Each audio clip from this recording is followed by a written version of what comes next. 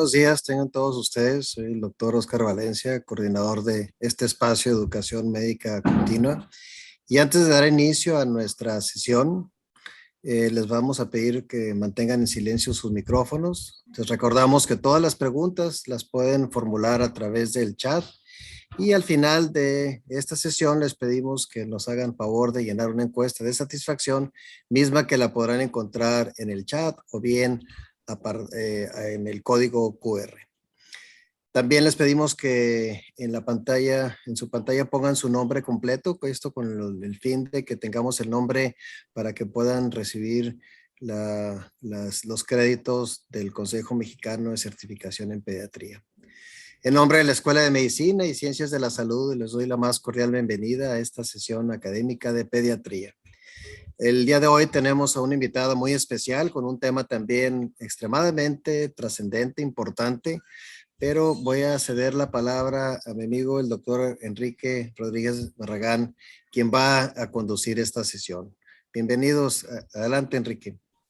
Gracias, Oscar. Gracias por la invitación que nos hiciste a la Asociación Mexicana de Infectología Pediátrica. Y pues el día de hoy tengo el gusto de presentarles a una joven infectóloga, la doctora Azarel Ansúrez Gutiérrez, que pertenece a nuestra asociación y ella se graduó de pediatría en el Hospital de Ginecología y Pediatría de León, Guanajuato, la Universidad de Guanajuato. Y es infectóloga por el Instituto Nacional de Pediatría, que sabemos que la UNAM nos da ese título. Hizo una maestría en salud pública en el Instituto de Ciencias y de Estudios Superiores de Tamaulipas y tiene un máster en VIH en la Universidad del Rey Juan Carlos de España. Azarel también tiene diferentes diplomados y entrenamientos en temas de infectología y también en administración, en programas tanto en México como en internacionales. Y es coordinadora de programas médicos en la Coordinación Técnica de Excelencia Clínica del Instituto Mexicano del Seguro Social. Y también es miembro de un grupo que elabora guías de práctica clínica y algoritmos internos del IMSS. La doctora tiene diferentes publicaciones en libros de enfermedades infecciosas, artículos, ponencias y es miembro del comité editorial de la revista mexicana de la atención primaria de pediatría. Y por supuesto es socio de nuestra Asociación Mexicana de Infectología Pediátrica y de la Asociación de Infectología y Microbiología Clínica y de la Asociación Médica Mexicana del VIH. Y el tema de hoy que vamos a tratar, que va a tratar la doctora, es un tema sumamente importante. Sabemos que en los últimos años hemos tenido ahí silenciosamente aumentando algunas enfermedades de transmisión sexual en nuestros adolescentes. Creo que ahorita andamos todos muy entretenidos con el coronavirus, pero tenemos una serie de patologías infecciosas, pues que hasta cierto punto hemos descuidado un poco por estar entretenidos con el coronavirus y esta pandemia. Pero los números, y ella nos los mostrará, preocupantes, como el caso, por ejemplo, de clamidia entre nuestros jóvenes, que son temas que a veces descuidamos y cuando nos hicieron esta invitación a la Asociación Mexicana de Infectología, se decidió por este tema y quién mejor que la doctora Ansúrez de tratar este tema en nuestros jóvenes. Gracias por participar y Azarel, te paso el micrófono y buenos días a todos. Buenos días. Pues muchas gracias por la invitación a la Escuela de Medicina del TEC de Monterrey y bueno, también pues a la Asociación Mexicana de Infecto, doctor Enrique. Un placer estar aquí y pues ojalá que pueda transmitirles realmente enfoque más que nada este tema pues justo a la prevención porque pues está es ascendente realmente ahorita la transmisión de todas estas infecciones. Entonces, bueno, vamos a dividir el tema, un poco hablar sobre la epidemiología, porque pues bueno, a algunos médicos no nos gusta a veces cuando estamos estudiando, ¿verdad? Y en esta plática, pues los estudiantes, los pediatras en la residencia, decimos, pues eso no es tan trascendente, pero después vamos a ver realmente el valor que tiene el que sepamos los números y más de nuestro país, de cómo esto influye en que pues sí tengamos una buena descripción y tengamos todo bien catalogado para ver las repercusiones. Vamos a hablar sobre prevención social, principalmente es a lo que voy a enfocarme. Vamos a hablar un poquito del PrEP y del Chemsex, para algunos que empiezan a escuchar estos términos, y ya muy breve para terminar, algo sobre vacunación. Bueno, entonces les comparto que pues actualmente las enfermedades infecciosas, especialmente ahorita pues estas enfermedades de transmisión sexual o ITS también, como se le llaman de las dos maneras, pues sí son muy comunes y únicamente se superan pues por ejemplo por las diarreas y las infecciones respiratorias. Sabemos que tienen un elevado costo en salud pública, esto porque pues además de los motivos de consulta, las consecuencias que tendrá en salud reproductiva. Eh, para ambos géneros hay personas que a veces sí tienen secuelas y bueno, ya no tendrán, por ejemplo, las mamás que puedan tener ahí problemas en la reproducción, la dificultad para tener sus embarazos, etcétera. Entonces, bueno, y el otro punto también muy importante, que sería, por ejemplo, en el caso del VPH, pues enfermedades malignas, ¿sí?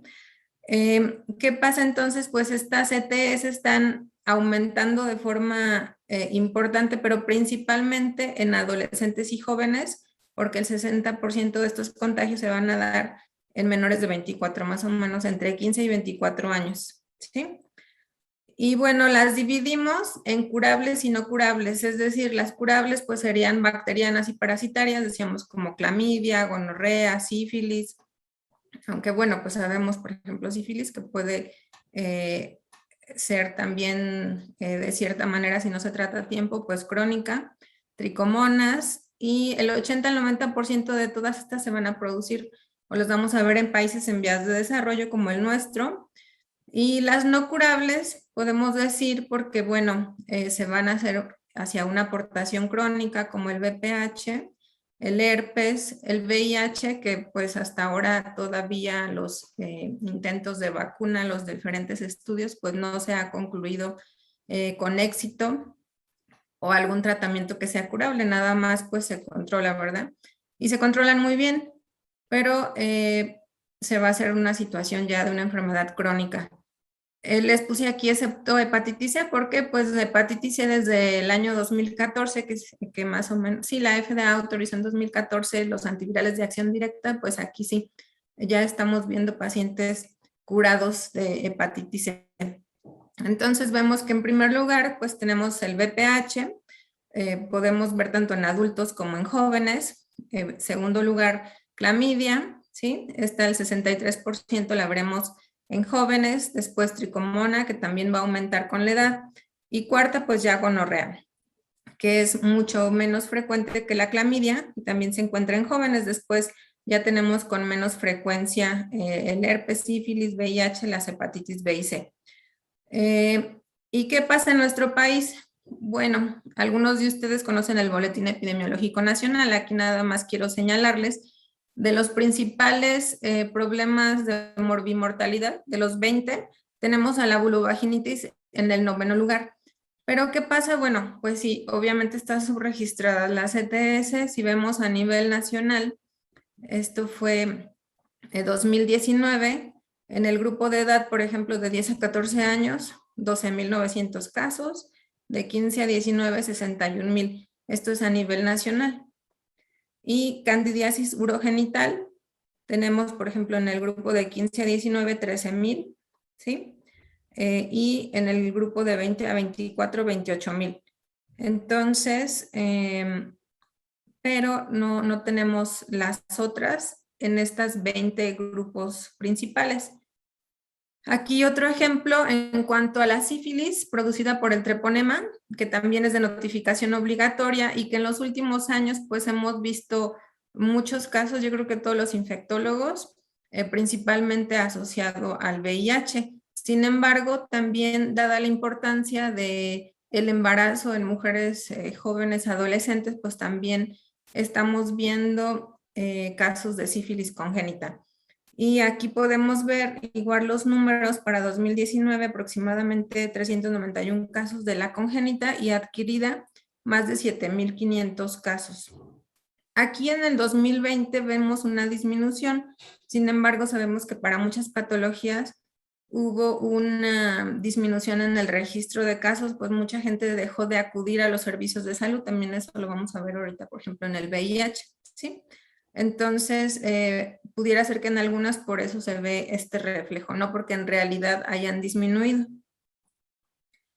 En cuanto al linfogranuloma venéreo, por clamidias vemos también pues muy poquitos casos. Entonces, si lo traducimos a nivel nacional, pues es un subregistro importante. Desgraciadamente, pues a veces no a todas las instituciones se hace la misma obligación de cierta manera de notificación. Sin embargo, sí a todos nos corresponde, IMSS, ISSSTE, privado, etcétera, pues hacer de todas estas patologías la notificación ante la Secretaría de Salud para que tengamos buenas bases, porque ya se está detectando entonces la consecuencia. Acá probablemente había algunas lesiones, otras situaciones que pues las mujeres acuden a realizarse su Papá Nicolau, se pueden detectar displasias, pero muchas veces solamente si no se hace más que el Papá Nicolau, a diferencia de cuando se hace, por ejemplo, una colposcopía en algunos otros lugares, pues vamos a pasar desapercibido el papiloma, a menos que decíamos ya hasta que esté avanzado, ¿sí? Entonces ese es un punto donde yo creo que nos falta y por eso todavía seguimos viendo tantos casos de cáncer cervicuterino. Además, obviamente, pues bueno, la vacuna, que esto pues sí ya está avanzando y desde que se aplica la vacuna sí debemos ver una disminución. ¿Qué pasa con el VIH? Bueno, en el Caribe y en Latinoamérica sí vamos viendo cambios. Por ejemplo, en el Caribe hay una disminución, aunque nos van ganando. En Latinoamérica pareciera que hay un leve repunte aquí en 2008 y en México también lo vamos a ver. Solamente en 2015 Cuba y en 2017 Anguila, Barbuda, Bermuda y otras islas. Bueno, ellos sí lograron ya detener la transmisión de mamá al bebé, madre e hijo, para VIH y sífilis. Entonces ya ellos lograron alcanzar esta eliminación y pues es hacia donde nos debemos dirigir. Podemos ver, sin embargo, que entonces México tiene una variación del 2010 al 2017, aquí lo vemos, 230,000 casos, que son aproximadamente los que tenemos, con un aumento del 35,3%. ¿Qué pasa? Que en los últimos años, si bien los pacientes tienen acceso a los tratamientos, pareciera que hay una pérdida en los muchachos de este miedo ya hacia las infecciones de transmisión sexual y a decir, bueno, ya hay tratamiento, entonces ya no tengo problemas si me contagio, además de que el tratamiento es gratuito y así lo escuchamos. Ya no hay como ese miedo también. ¿Y qué pasa entonces? Pues los nuevos casos aumentaron un 21% en cuanto a VIH. Si bien las muertes relacionadas a SIDA, estas sí disminuyeron un 8% y vemos que obviamente las personas que adquieren el virus pues ya desarrollan una enfermedad crónica. Aquí podemos ver entonces que esta me parece importante. Aquí donde les subrayo con rojo, vemos todos los años del lado izquierdo y acá los casos, si ven, desde que empezó la notificación, pues eran muy poquitos casos, pero aquí vamos viendo en los 90s, 1,000 casos por año. Después ya para el año, por ejemplo, 2009, 1,800, 2012, 2,300 y damos un brinco en 2016, 3,000 casos. Entonces, pareciera que se había mantenido y después volvemos a incrementar. En el 2018, 4,115 nuevos casos, ¿sí? Esto decíamos pues en jóvenes de 15 a 24 años y en 2020 lo que comentamos no es que hubo menos, es que en realidad pues la notificación fue menor porque también muchos pacientes ya nos acercaron a los sistemas de salud, entonces ahorita hay muchos pacientes que no están diagnosticados. Bueno, esto es epidemiología. Si tienen algún comentario, igual y lo podríamos ver ya al final, por si, perdón, van a continuar con la otra parte de la plática.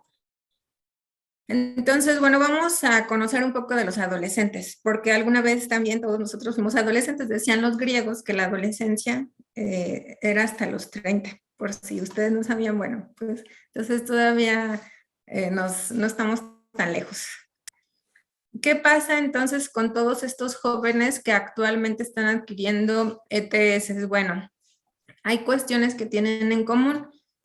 Muchos ya no van a llegar con estas enfermedades avanzadas. Muchos de ellos incluso son jóvenes de base saludables, que hacen deporte, que van al gimnasio, no necesariamente que tengan otras patologías de base o que tengan algún tipo de inmunosupresión, etcétera. Sin embargo, sí se observa que podemos ver estas similitudes en cuanto a que hay una base familiar caótica. Esto es que se observa en muchos estudios en la mayoría de estos chicos, chicas, y que bueno, también se puede ver lo que es la cuestión económica, que tienen estratos socioeconómicos que pueden ser medios, medios bajos o bajos, ¿sí? Otras enfermedades como factores de riesgo, esto es recíproco. Si una persona joven tiene VIH o alguna ETS, va a ser directamente proporcional pues que una a otra tenga mayor riesgo de contagio, ¿sí?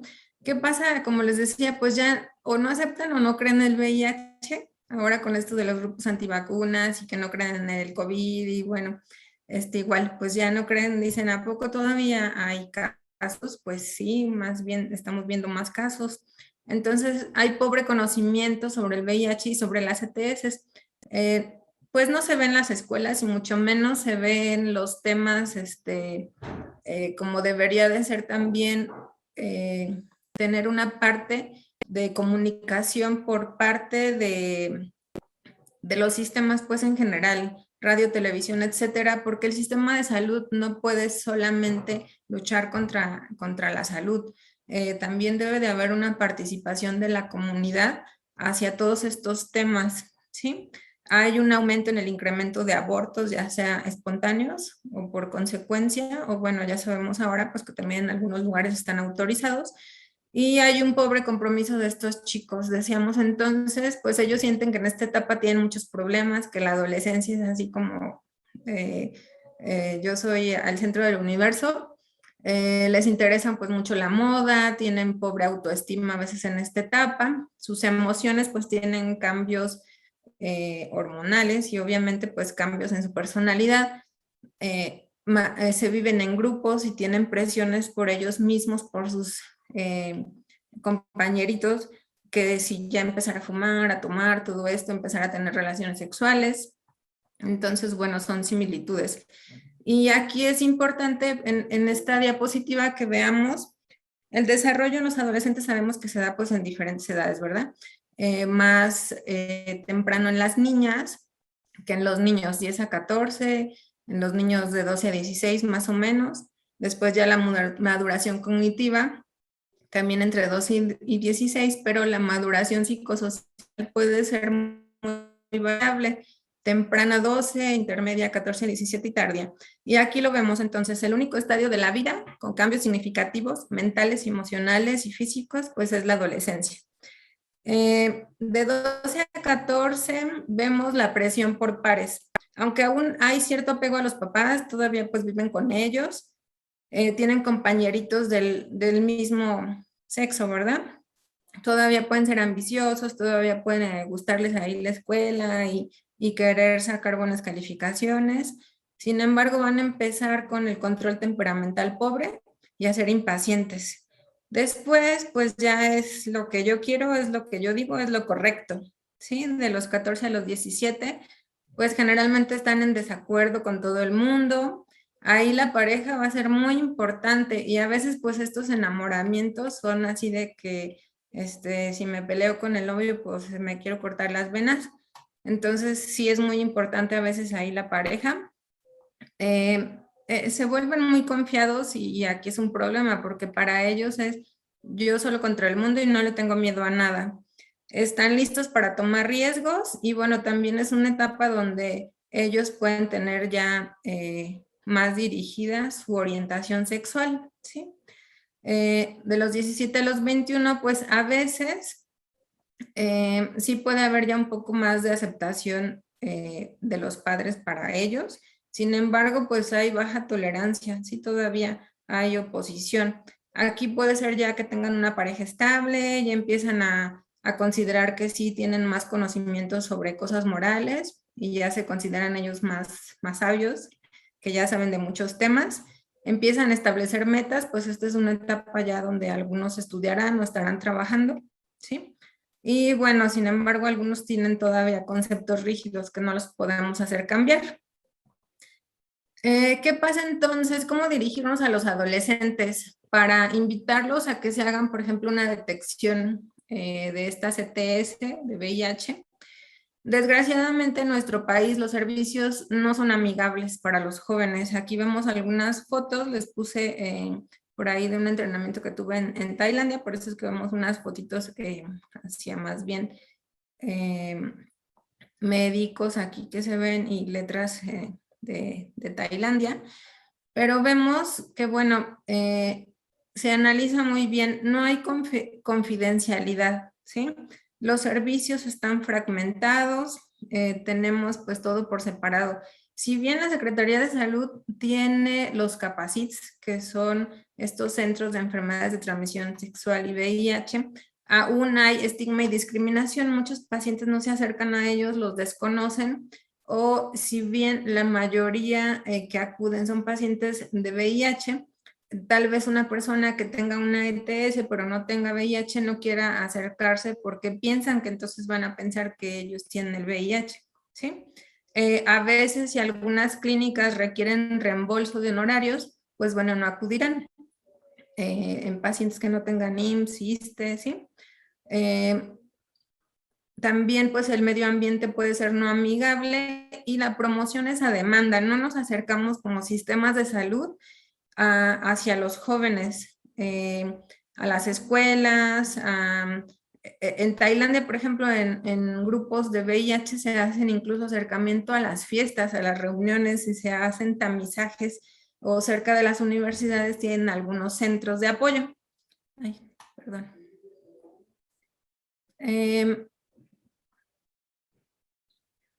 Bueno, entonces aquí, ¿qué es importante? Pues que necesitamos estas clínicas o consultorios amigables con los jóvenes para dirigir a los adolescentes.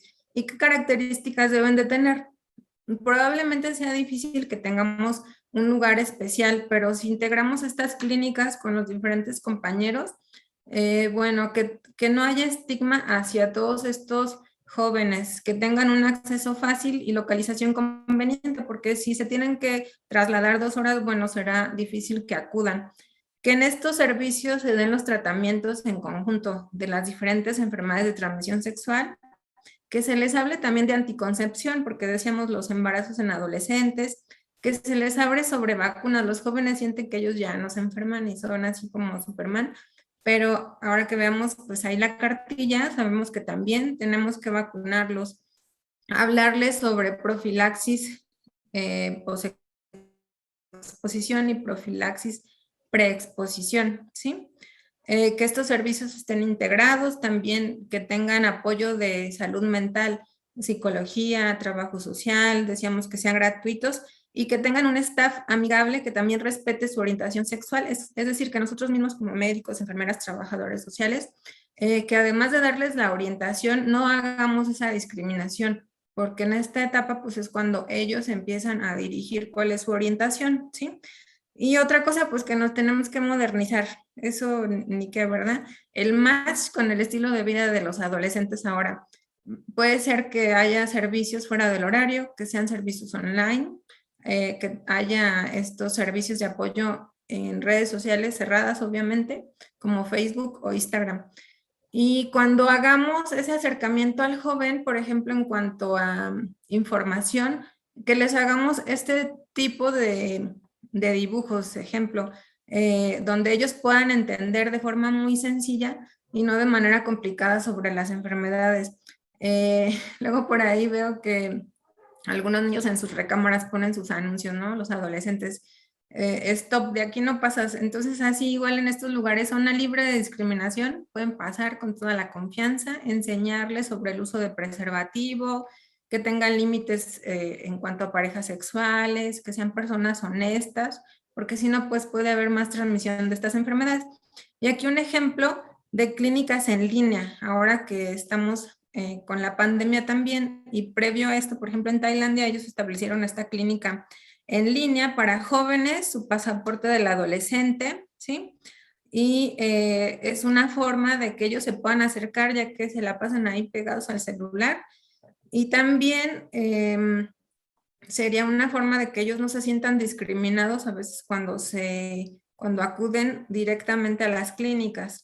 Entonces, enseñarlos a que se deben de realizar diferentes tipos de pruebas, que si tienen alguna duda, acudan directamente, ¿sí? También las mujeres, pues ya que empiezan la vida sexual, empezar a hacer sus papanicolaos, seguir todas las indicaciones del médico, buscar ayuda, tener actividades seguras, explicarles, por ejemplo, sobre besos, estimulación genital, que esto, pues bueno, vaya a conllevar poco riesgo a diferencia de otro tipo de relaciones, y pues que siempre utilicen preservativos adecuados y que estos estén disponibles para que ellos los puedan utilizar.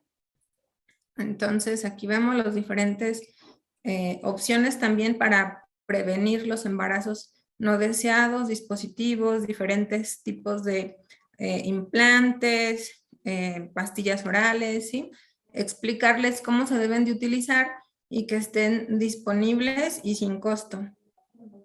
Bueno, ¿y qué nos dice el CDC? Pues el CDC desde el 2006 recomienda que para todas las personas de entre 3 y 64 años y todas las mujeres embarazadas, pues por lo menos una vez al año, incluso en individuos de riesgo, se hagan pruebas, ¿sí? En este caso VIH, pero también se pueden realizar para otras ETS. Usando la detección de exclusión voluntaria para el VIH, esto significa pues que la prueba se realizará de forma rutinaria, a menos que un paciente se niegue a hacerse la prueba. Eliminar el consentimiento. A veces un paciente acude a su clínica familiar y bueno, para que se le solicite una ELISA y por qué te lo quieres hacer, y deben estar accesibles ya las pruebas rápidas y que el paciente acuda a su clínica, a su centro de salud, y que puedan hacerse estas pruebas de forma rápida y no necesariamente con un consentimiento informado. Incluso hay algunos países donde hay pruebas caseras que también se compran en las farmacias, ¿sí? ¿Esto qué va a traer de beneficios? Pues un acceso temprano a los cuidados de la salud, que no se deterioren y que podamos prevenir también la transmisión de otras ETS y haya menos estigmatización. No es lo mismo un paciente que se detecta a tiempo, que no tiene deterioro clínico general, a un paciente que ya llega con la enfermedad avanzada. Y bueno, ¿qué pasa?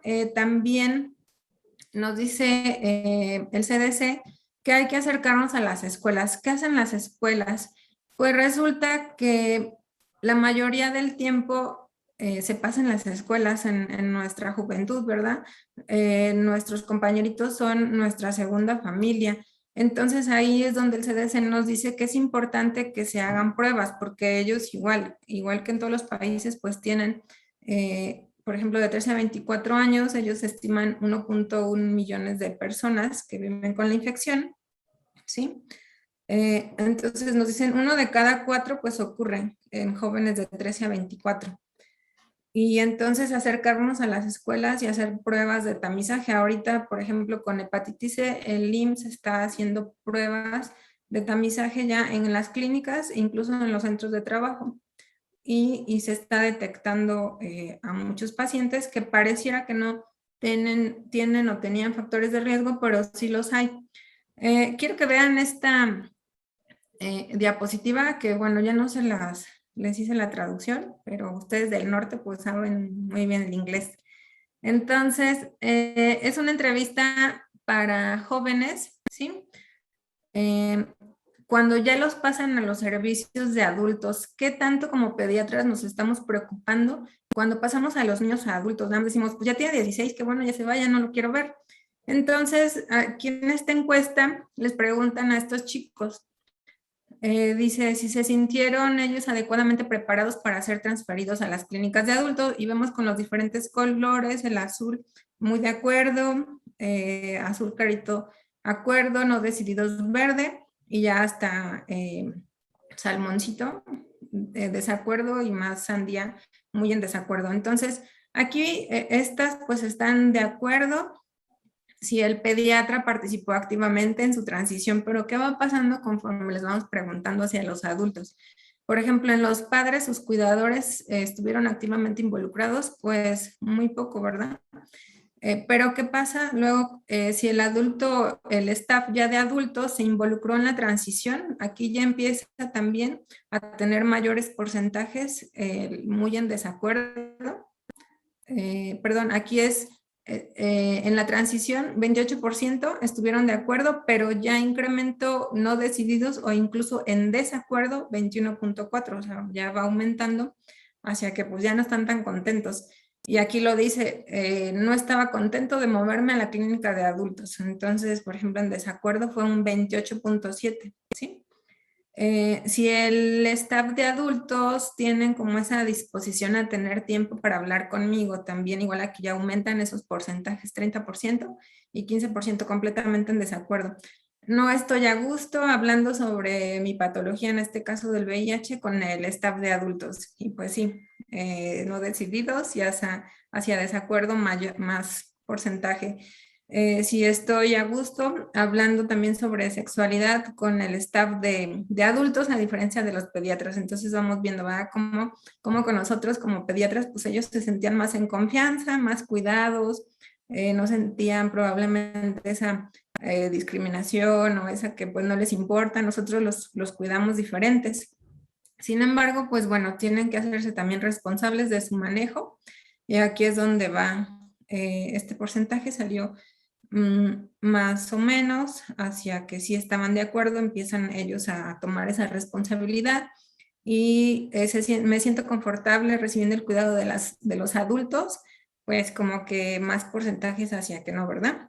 Y pobre adherencia, cuando se empezaron a mover a la clínica de adultos, pues sí, en algunos influyó en que esta adherencia a sus tratamientos disminuyeron. ¿Qué podemos hacer entonces? Este es un ejemplo de una clínica del adolescente, dice la Clínica Feliz de Tailandia, y tienen varias estrategias, ¿sí? Son 4 estrategias y las van dividiendo en la clínica en 2 etapas. Sobre conocimiento, esto es sobre VIH y enfermedades de transmisión sexual, y bueno, después sobre la transferencia a la clínica de adultos.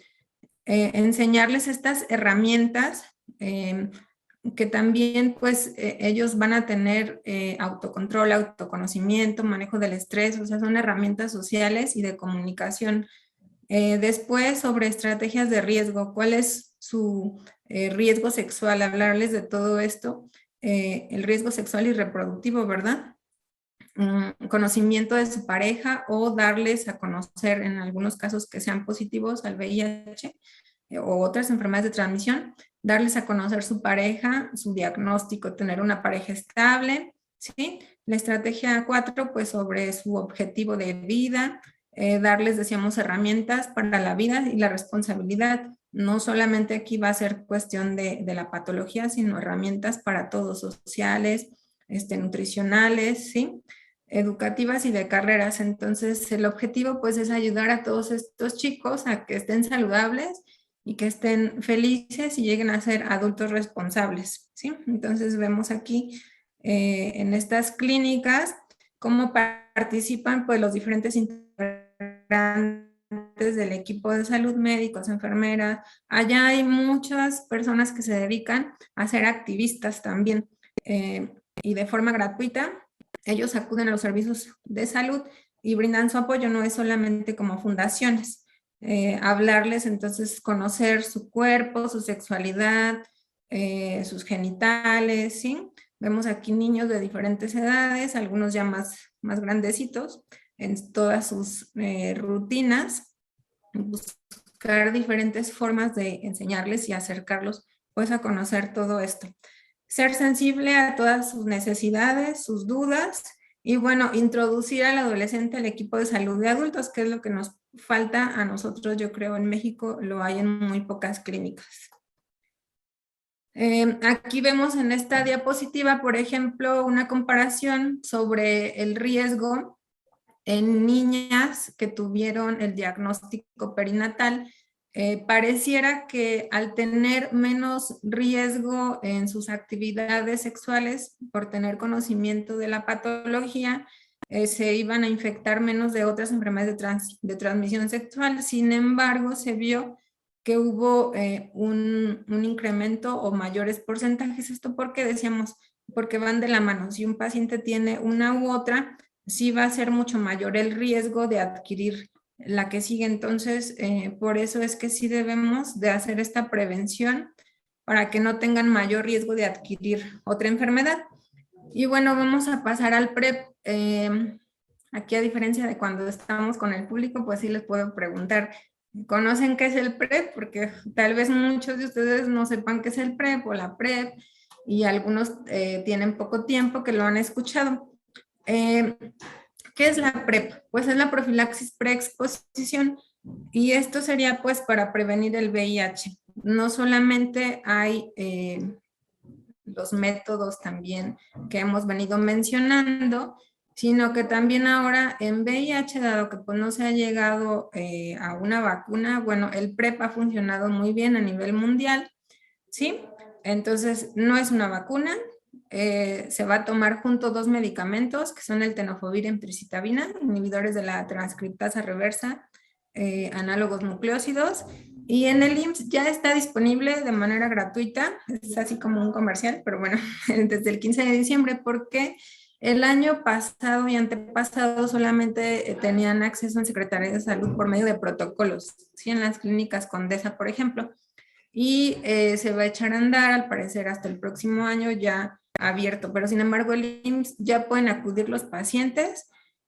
Aquí está este link para que ya se les pueda a ellos comentar y entrar, ¿sí? Los pacientes que a veces son parejas serodiscordantes, pues son quienes principalmente, o incluso a veces alguna mujer embarazada también, o al revés, estas parejas que tienen riesgo por su pareja, ¿sí? Pero que es importante, ahí se les va a hacer un cuestionario, se les va a explicar que, bueno, no, el PrEP no va a prevenirles otras enfermedades, solamente va a prevenir el VIH, ¿sí? Porque entonces tienen que seguir utilizando idealmente el condón. En algunos estudios, por ejemplo en San Francisco, en grupos, en Emory, por ejemplo, en un estudio que se hizo, ellos vieron que aumentaban algunas otras ETS cuando los pacientes estaban utilizando el PrEP, porque se sentían como más tranquilos y más libres, dejaban de usar el condón, tenían más parejas. Entonces, bueno, hay que ver si realmente todos los pacientes son candidatos, ¿sí? Y aquí ya de manera rápida nada más vemos los países que ya tienen o han tenido acceso a PrEP desde el 2019. En México serán muy poquitos, vamos a pensar que ya vamos adelantando. Este es un estudio donde participó México, ¿sí? Con 3,000 pacientes. Sí, y bueno, ellos que encontraron este estudio donde probaron inicialmente el PrEP y participaron con Perú y Brasil. En México se observó, pues digamos, intermedio entre los 3 países, pero sí se vio que a los 6 meses, que era el estudio más o menos 24 semanas, tuvieron un 68.55% de este apego, ¿sí? En pacientes trans y en jóvenes de 18 a 24, pues fue el menor. Sí se observa que en los jóvenes, pues es lo que decíamos, tienen un mayor desapego y seguimiento a los tratamientos.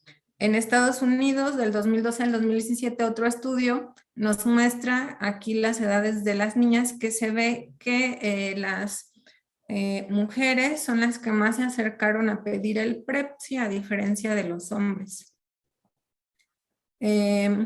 Esta es una encuesta, les decía, ¿saben qué es el Chemsex? Pues bueno, también algunos, varios de nosotros, pues apenas nos enteramos hace algún tiempo que era el Chemsex, ¿verdad?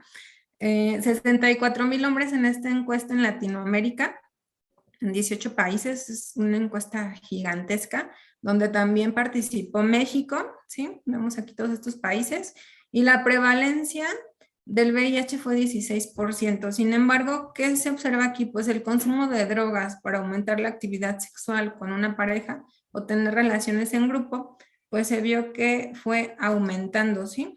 Las últimas 24 horas, 7 días, hasta el último año, los 5 años. Entonces, ¿qué pasa? Pues que tenemos el honroso quinto lugar en México en esta encuesta, donde se utilizan drogas para aumentar la actividad sexual. ¿Qué pasa entonces? Que nuestros adolescentes están más en riesgo si una persona tiene uso de drogas, tabaquismo, alcoholismo u otras, como vamos a ver en esta otra gráfica. Aquí tenemos las diferentes legales o no legales. Definitivamente tendrán mayor riesgo de todas estas enfermedades y del VIH, además de que si ya tienen una de ellas y están en tratamiento se van a desapegar. Y sí es un poco alarmante porque son drogas que pues tenemos que empezar a conocerlas. Poppers, bueno, el cannabis, la marihuana, pero vemos también drogas ilegales, cómo se utilizan heroína, estimulantes, ketamina, ¿sí? Éxtasis, cocaína, hasta un 25%. Y este otro estudio, así nada más que también participa México en Casanet, igual pues el uso de sustancias sí está asociado en Latinoamérica y en nuestro país obviamente. Entre más se utilicen alcohol y drogas no inyectadas, esta encuesta fue en los últimos 7 días, pues aumentaron el riesgo de que tuvieran desapego a sus tratamientos, ¿sí? Estos pacientes incluso se analizó si tenían falla o si dejaban su tratamiento y sí, pues se vio un ascenso en ambos casos. Entonces, ¿cuáles son los problemas y las soluciones? Pues sabemos entonces que el joven puede tener embarazos de adolescente, incremento en la incidencia del VIH, van a disminuir sus conocimientos en cuanto a estas patologías, abuso de sustancia, disminuyen el uso del condón y bueno, debut temprano sexual. ¿Y cuáles son las soluciones que debemos de proponer? Pues políticas en nuestros hospitales, en el sistema de salud, empoderar a jóvenes. Ahora ellos siguen mucho a los youtubers, influencers, pero desgraciadamente pues a veces no les dejan cosas realmente trascendentes, importantes.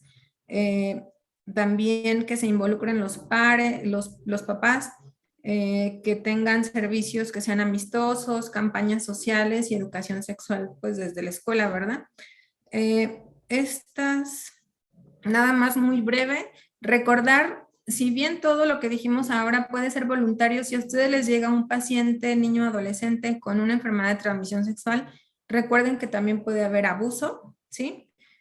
Cualquiera de ellas, entonces lo debemos de reportar y tomar muestras para las diferentes patologías. Algunos niños pueden llegar del Ministerio Público acompañados ya porque sea un abuso conocido y sin embargo algunos otros, nosotros como pediatras seguramente podemos tener esa sospecha por alguna de estas patologías. Esto es del Red Book, por ahí lo ven. Entonces se les dan los diferentes tratamientos cuando llega un niño o un adolescente que tenga sospecha, pues vamos a prevenir estas enfermedades de transmisión sexual, les vamos a dar el tratamiento, que sería en este caso profilaxis, la ceftria, la citromicina, ¿sí? Metronidazol, revisar su cartilla de vacunación, indicar las pruebas también para la serología para VIH y hepatitis, para papiloma y también ver si requiere contracepción del día siguiente, ¿sí? Entonces, recordar sobre revisar si estos niños tienen su esquema de vacunación desde chiquitos y si no, recordar que la vacuna también tenemos ya la cartilla del adolescente que es desde los 10 a los 19 años y tenemos nuevamente la vacuna de la hepatitis B para si no se les aplicó de niños y tenemos en nuestro sistema de salud pues la vacuna del papiloma, ¿verdad? que ahora nos recomienda el CDC que si se aplica antes de los 15 años pueden ser 2 dosis y si se aplica después de los 15 o en pacientes con factores de riesgo, entonces sean 3 dosis. Y aquí lo vemos, la vacuna del papiloma y también pues la vacunación contra la hepatitis, que en este caso pues son las únicas 2 con las que contamos. Y para concluir, recordarles a todos compañeros pediatras y bueno, infectólogos médicos generales, a todos, que nosotros podemos contribuir de forma importante a la prevención de todas estas ETS, apoyando y dando soporte a nuestros niños, a nuestros adolescentes, idealmente pues de posponer el inicio de la vida sexual y si se hace que sea con todos los cuidados. Para el adolescente que ya está activo, discutir los diferentes métodos para protegerse, ¿sí? Además de las infecciones, pues los embarazos no deseados, el uso correcto del condón, todas las formas de relaciones sexuales y bueno, que sean aconsejados apropiadamente sobre estos métodos de barrera que también pueden tener falla y más si se asocian con alcohol y drogas y que también ellos puedan acudir a realizarse las diferentes pruebas a los servicios de salud y los que no estén vacunados, pues recomendarles la vacunación. Y bueno, esa es la última.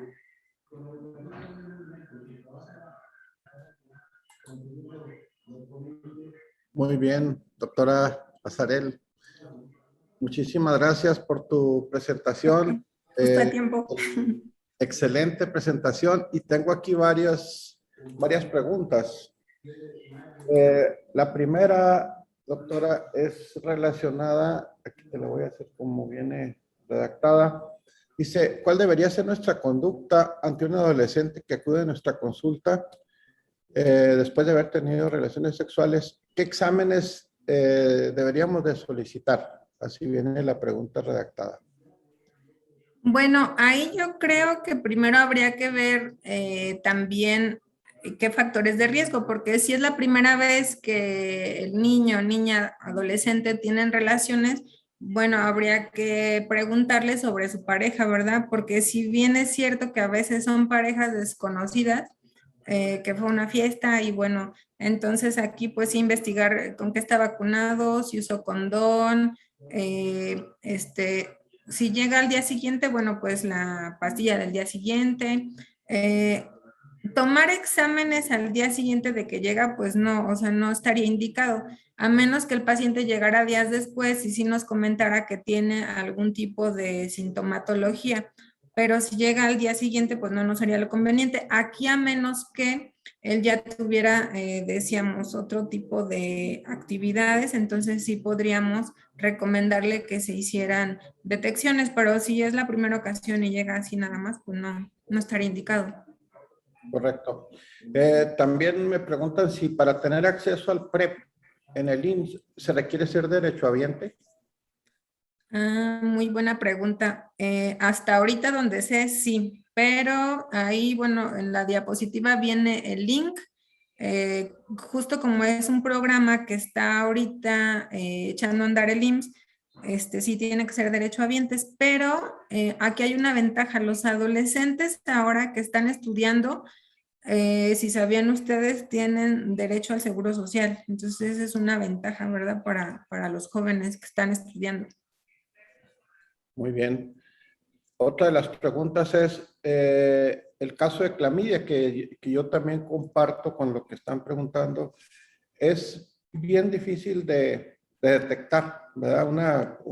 Por ejemplo, una mujer adolescente que trae sabemos que clamidia en la mujer es muy difícil de evidenciar clínicamente, en el hombre es más fácil. Y que tiene clamidia, creo que el obstáculo de encontrar clamidia es alto en todo México, salvo en lugares más especializados. ¿Qué recomendarías si tenemos la sospecha de clamidia por una descarga vaginal? ¿Qué recomendarías ahí, doctora?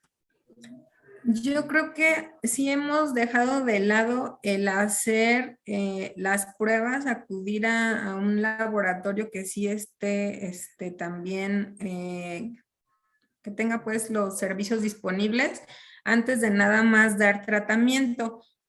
¿Por qué? Pues porque sabemos también que puede haber, además de la el contagio en la pareja, pues puede haber complicaciones. Entonces yo creo que sí sería evaluar bien al paciente y hacerle los exámenes. Incluso hay algunos lugares pues, donde hacen serologías u otro tipo de pruebas. Aquí, yo sería lo que recomendaría antes de nada más darle tratamiento. Ok, muy bien. Te comento, aquí en nuestra localidad, en Ciudad Juárez, por ahí una estudiante de química y microbiología se puso a hacer a nivel privado y público, o que cualquier secreción sospechosa le llamara, porque era una tesis que estaba haciendo. Ujú. Impresionantes los resultados, porque ella se iba buscando específicamente gonococo, Neisseria gonorrea y clamidia. Me Ujú. impresionaron. Sabemos que estamos en la frontera, mucha gente, muchos adolescentes estudian en El Paso, Texas. Sí, socialmente sí hay grandes diferencias entre el estudiante mexicano y el americano. Sabemos que sí hay muchas diferencias. Entonces, los resultados quizás se los comparta por aquí a Oscar y los difundamos, pero muy interesante lo que obtuvo en esta tesis. Ya se han de imaginar el resultado, altísimos niveles de clamidia en muchos de los estudiantes. En esta tesis, eran personas que tenían o alguna descarga vaginal sospechosa o simple y sencillamente que querían entrar al programa porque hizo dos grupos. Pues en ambos grupos altísimo. Esto es un reflejo quizás de la frontera, pero a lo mejor también a nivel México sería muy interesante, sobre todo que estoy viendo que hay mucho estudiante aquí, hay residentes, hacer un poquito más búsqueda de clamidia, porque siento que se nos va el diagnóstico fácilmente. Sí, o pueden darle tratamiento como mencionaba yo, pues antes de dar, porque qué tal que le dan para cándida o para otra cosa, porque la paciente o el paciente refieren lo de la secreción, pero si no se caracteriza bien, entonces por eso pues sí es mejor primero hacerle los exámenes. Por aquí había una pregunta que dice que si en la Secretaría de Salud no hay vacuna de papiloma. Eh, Probablemente ahí sí, sí me puedo equivocar, no sé si haya desabasto también de vacuna de papiloma. Ahorita en el sector salud dice que por eso no se está aplicando de manera privada, sí hay, porque incluso yo la semana pasada apliqué por allá una pacientita, la cuádruple, pero en el sector salud ahí sí me podría equivocar al contestarle si ahorita hay desabasto. Así es. Y yo creo, doctora Sarel, que también creo que nos ha faltado difundir la importancia de la vacuna de papiloma, siendo no solo el problema como enfermedad de transmisión sexual, sino como segunda causa de cáncer, el virus de papiloma en la mujer. Entonces, cuando a mí me preguntan que si esa vacuna le va a hacer un daño al futuro a esa joven, le digo al contrario, estás previniendo te estás quitando dos grandes problemas, ¿verdad? Así Sobre es. todo, digo, con mis hijas ni dudé por el cáncer cervicuterino. Y sabemos pues que es una vacuna súper segura, que ha demostrado ya en los millones de dosis que lleva que es una vacuna muy, muy, muy segura. Entonces, a mí sí me encantarían más programas. Sé que ahorita está todo detenido a nivel nacional en muchas cosas, pero sí me encantarían programas de concientización de esa vacuna. Y también los niños, porque en el esquema nacional solo está para las niñas. Entonces, bueno, sabemos que se puede aplicar en los niños y de esta manera pues vamos a prevenir también en la mujer y además en los niños que más adelante tengan una orientación hacia su mismo sexo, pues también se protegerán contra verrugas y también ellos cáncer. Ujú. Así es. Aquí tengo otra pregunta interesante. Dice, la transferencia de la atención pediátrica a la atención de adulto, hay diferentes obstáculos tanto en el ámbito público y privado. ¿Qué piensas de este punto, doctora Azarel? Sí, definitivamente no hay programas en el país, son muy pocos hospitales, por ejemplo, el Hospital Infantil de México que sí tiene una clínica de transición para VIH y a veces, por ejemplo, en el Centro Médico Siglo XXI se lleva, pero en otros hospitales no lo tenemos. Casi pasa que en todas las patologías, no solamente infecciosas, la mayoría de los pediatras, el niño cumple 16 años y ya lo quieren pasar a adultos, ¿eh? Es así como que, bueno, ya tengo un paciente menos, desgraciadamente, pues sí, es la verdad. Entonces, debemos de hacer equipo con nuestros compañeros. Ahí mismo, si no tenemos el lugar, por lo menos me refiero a hacer el equipo multidisciplinario, aunque no sea en el mismo consultorio o en la misma área.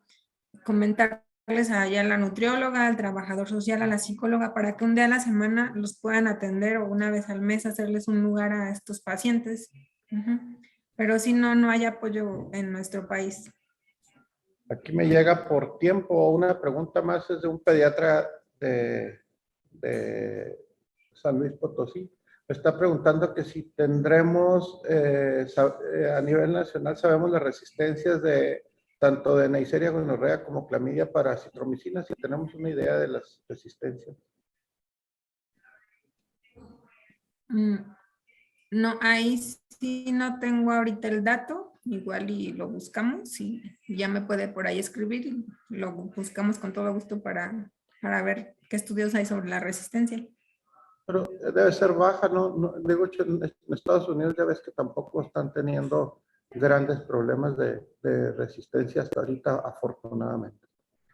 Sí, sí hay más para otros patógenos, pero sí, ya si quiere algún porcentaje en especial, lo podemos buscar con gusto. Sí, aquí le voy a pasar tu contacto, doctora. Pues creo que Oscar y doctora, muchísimas gracias por tu conferencia. Oscar, por la invitación a la Asociación Mexicana de Infectología este septiembre, este mes patrio, vamos a estar presentes aquí en esta prestigiada sesión y pues te dejo los micrófonos. Gracias, doctora Azarel, gracias, Oscar. Gracias a todos. Muchísimas gracias, doctora Azarel Ansúrez y el doctor Enrique Rodríguez Barragán por esta conducción de esta sesión como presidente de la Asociación Mexicana de Infectología Pediátrica. Muchísimas gracias por estar aquí con nosotros y compartir este espacio. Y les agradecemos también a toda nuestra audiencia el haber estado con nosotros y nos vemos la próxima semana con otro tema también muy interesante por un infectólogo pediatra de la Asociación también de Infectología. Muchísimas gracias, doctora Saler. Gracias. Enrique, muchísimas gracias y muchísimas gracias a toda nuestra audiencia. Que tengan un excelente día.